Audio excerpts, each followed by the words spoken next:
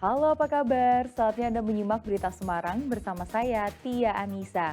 Sejumlah berita menarik akan kami sajikan untuk Anda dan berikut 3 berita utama hari ini.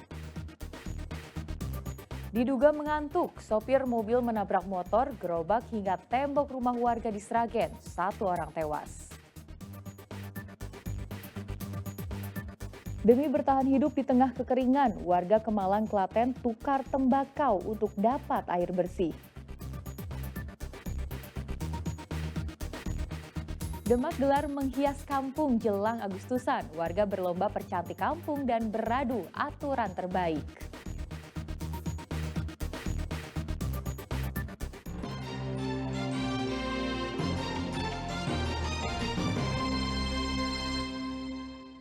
Kita ke informasi pertama. 1 orang pengendara motor tewas setelah ditabrak mobil sedan di Kelurahan Sragen, Kulon Sragen.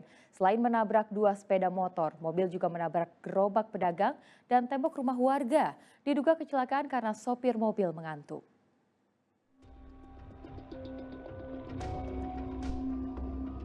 Minggu pagi, mobil sedan melintas tak terkendali di Mojowetan, Sragen, Kulon Sragen. Mobil melaju agak ke kanan sehingga menabrak 2 sepeda motor yang datang dari arah berlawanan. Selain itu, mobil juga menabrak gerobak milik pedagang dan tembok rumah warga.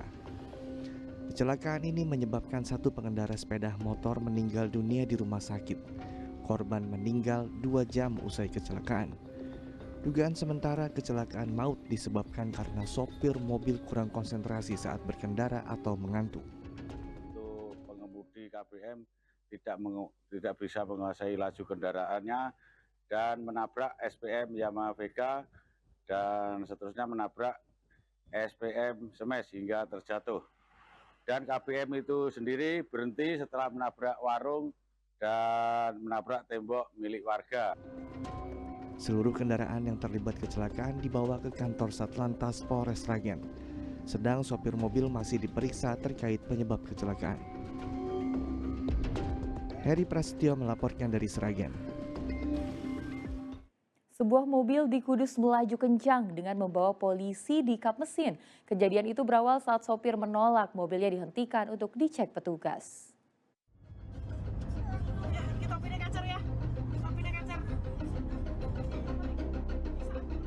Di kap depan mobil merah yang melaju kencang ini ada anggota polisi yang bertahan.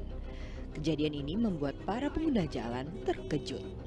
Nampak sopir mobil merah berusaha menurunkan polisi dengan mengerem hingga membanting setir, namun usahanya gagal. Pengendara lain yang melihat aksi ini akhirnya mencoba menghentikan laju pengemudi mobil merah. Barulah sampai di Jalan Lingkar Selatan Kudus, mobil merah berhenti. Kericuan sempat terjadi antara warga dan penumpang mobil merah yang menolak supirnya ditangkap polisi. Ketangkep di sini truk mobil patroli yang manual itu berada di sana, ada di depan sana. Truk mobilnya itu juga sebelah kiri itu lecet-lecet dan menempel bekas mobilnya merah itu. Sama ban belakang yang sebelah kiri itu kempes. Kalau informasinya itu sempat kejar-kejaran Pak ya? Ya betul, kejar-kejaran dari arah timur. Tapi berhenti di sini Pak? Betul, berhenti ketangkapnya di sini. Di sana itu bilangnya itu sudah dipepet, tapi dia yang mobil itu yang pelaku mundur lagi, terus nyalip lagi, kejar lagi. Peristiwa yang terjadi pada 2 Agustus lalu ini berawal saat polisi curiga dengan nomor kendaraan mobil merah yang melaju di Jalan RAA Gil Kusumudia, Kecamatan Jati Kudus. Saat hendak menghentikan mobil dan memeriksa kelengkapan surat, sopir malah menerobos dan menabrak anggota Satlantas Polres Kudus hingga salah satunya terbawa di kap mobil depan. Arif Nur melaporkan dari Kudus.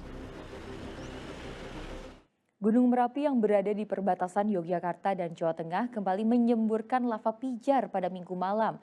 Aliran lava pijar memiliki jarak luncur 1000 meter mengarah ke barat daya atau ke Magelang. Puncak Gunung Merapi menyemburkan lava pijar yang mengalir ke lereng gunung diikuti dengan awan panas.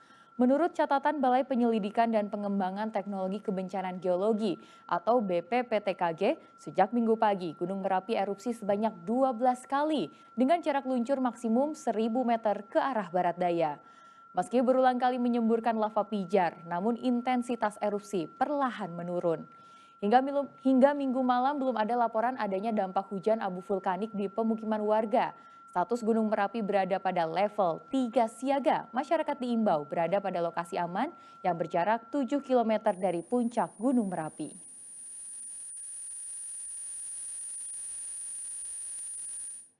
Petani sawi dan cabai di kota Tegal sedang pusing-pusingnya sebab tanaman yang mereka tanam tidak tumbuh subur, bahkan nyaris gagal panen karena kekeringan akibat kemarau. Jangankan menangguk untung, untuk balik modal saja mereka sulit. Seperti inilah wajah sebagian lahan sawah di Kelurahan Kaligangsa, Kota Tegal saat musim kemarau. Kering dan retak-retak. Sawi caisim yang ditanam petani di hektaran lahan juga ikut mengering. Caisim yang sudah berumur 2 bulan tampak kuning dan layu. Padahal sebentar lagi tanaman ini akan memasuki masa panen. Alhasil caisim ditinggal pemiliknya dan dibiarkan begitu saja. Kondisi seperti ini disebabkan karena petani kesulitan mendapatkan air untuk mengairi sawah. Sebenarnya petani sudah berusaha keras agar caisim tumbuh subur. Mereka membuat sumur pantek dan menyedot air dengan pompa diesel. Namun cara tersebut dirasa sangat memberatkan petani karena setiap hari mereka harus mengeluarkan biaya tambahan sebesar Rp70.000 untuk membeli bahan bakar. Ya kekurangan air, kurang siram, jadi nggak pada berbuah. Kurang air, tanah kering, ada air. Mulai kapan, Pak? Mulai ya sekitar setengah bulanan lah. Apalagi nanti kalau bulan 10 ada pengeringan, mungkin ada mati semua akhirnya. Ini nggak coba pakai pompa air, Pak? Ya saya juga menyediakan ada pompa airnya, tapi kan saya boros pakai bensin terus, kalau diesel terus. Kondisi yang sama juga dirasakan petani cabai. Musim kemarau yang sudah berlangsung hampir 1 bulan membuat cabai rawit yang mereka tanam tidak tumbuh maksimal, kerdil dan kecil. Biasanya untuk luas lahan 1/4 bahu atau sekitar lebih kurang 2000 meter bisa menghasilkan 5-15 kg cabai rawit. Namun saat ini hanya menghasilkan kurang dari 1 kg cabai rawit merah. Padahal harga cabai rawit merah di tingkat petani Kota Tegal sedang tinggi-tingginya, mencapai Rp50.000 per kilogram. Ada air soalnya, jadi pendapatannya menurun. Produksinya menurun ya? Gimana? Produksinya menurun? Menurun. Kalau kondisi normal berapa sekali per detik? Ya kalau normal bisa 15 kilo, 20 kilo. Sekarang kan 1 kilo aja susah, pada rusak semua. Merosotnya hasil panen cabai rawit merah tentu saja tidak bisa mengembalikan modal petani, apalagi untung. Sugihartono melaporkan dari Kota Tegal. Kekeringan mulai melanda Kecamatan Kemalang, Klaten. Untuk bertahan hidup, sebagian warga terpaksa menjual hasil panen tembakau untuk membeli air bersih.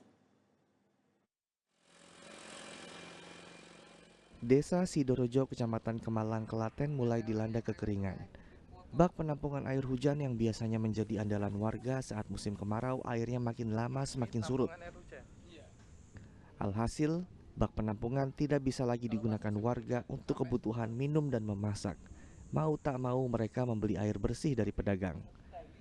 Warga desa Sidorojo bernama Wiana, salah satu yang terdampak kekeringan. Agar keluarganya bisa mendapat air bersih, ia terpaksa menjual hasil panen tembakau untuk dibelikan air bersih. Untuk 5.000 liter air bersih, Wiana harus membayar sekitar Rp350.000. Kapasitas itu cukup untuk memenuhi kebutuhan keluarga selama 2 pekan. Jadi Bapak harus membeli air? Iya. Harganya berapa Pak kalau membeli air bersih per tangki? Per tangki itu 5.350. 5.000 liter? Iya. Bisa untuk berapa lama itu untuk satu keluarga? Itu kira-kira 2 mingguan.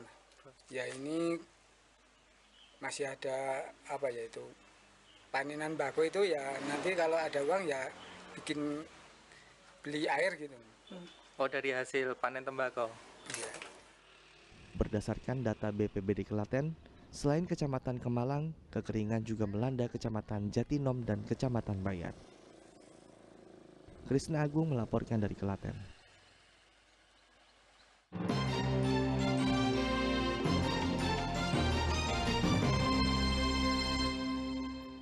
Terima kasih Anda masih bersama kami. Bagi Anda yang baru saja bergabung, kami hadirkan kembali 3 berita utama hari ini. Demi bertahan hidup di tengah kekeringan, warga Kemalang, Klaten tukar tembakau untuk dapat air bersih.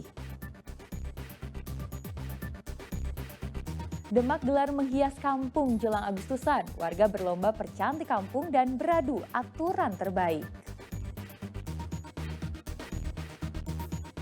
Seorang pelukis curi mobil plat merah milik pemerintah Kabupaten Klaten untuk menjual karya lukisnya.